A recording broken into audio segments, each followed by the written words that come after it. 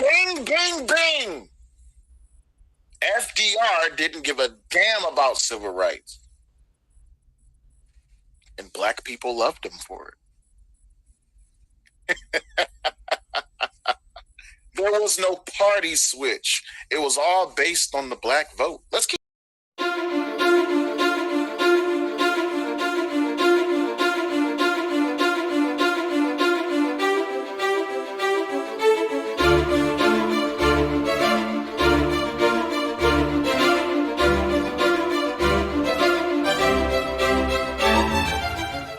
Party and the Democratic Party switched. However, it's a lot more complicated than that. Currently, the Republican Party is the more conservative party, associated with things like limited government, states' rights, while the Democratic Party is the more liberal or progressive party, associated with things like social safety nets, equality, diversity. But it wasn't always like this. Originally, the Republican Party was the party of big government. You see, in the 1860s, during and after the Civil War, the Republican Party was strongly in support of funding big government projects, such as the Transcontinental Railroad, the state university system, and the settlement of the American West. The biggest project the Republicans were in support of was actually Reconstruction, which was all about the protection and empowerment of newly freed African Americans after the Civil War. The Democratic Party was the complete opposite. The Democrats originally were the small government party. They believed in less government intervention with the economy and also states' rights. As a result, the Democrats were the party that actually supported slavery, and obviously they fought the Republicans tooth and nail when it came to Reconstruction policies after the Civil War. This also meant that most Southerners would vote for the Democratic Party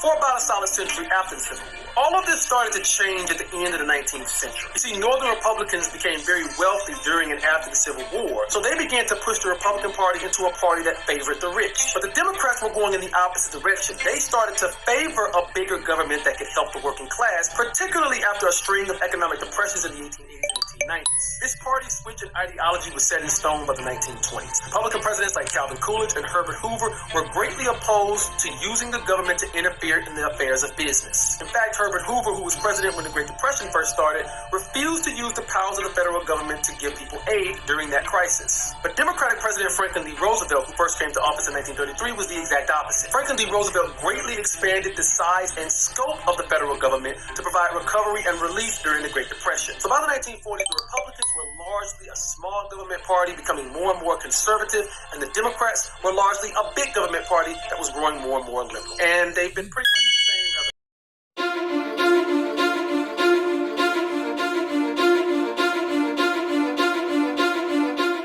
Dog whistles. I'm absolutely it was racist dog whistle. Not saying that dog whistles are literally racist. This is a political term. In politics, the term dog whistle refers to coded or suggestive language meant to increase support for something that most folks think is bad. It's sneaky. The idea is that you say stuff that seems harmless, but really implies harmful stuff once you dig deeper. In the case of the Republican Party, most historians say the party shifted their rhetoric to use dog whistles to appeal to racist Southern voters.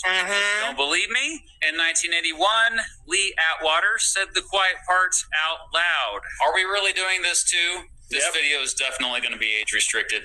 Let's roll a censored clip of that infamous quote by him. Yeah, now y'all want to quote me. You're not going to quote me. Don't worry, we won't quote you. No, I'll quote him. We can't call them nigger, nigger, nigger anymore. That's what he said. As a black man, YouTube, you can't get me. As a black man, you can't call them nigger, nigger, nigger anymore. We got to be nicer.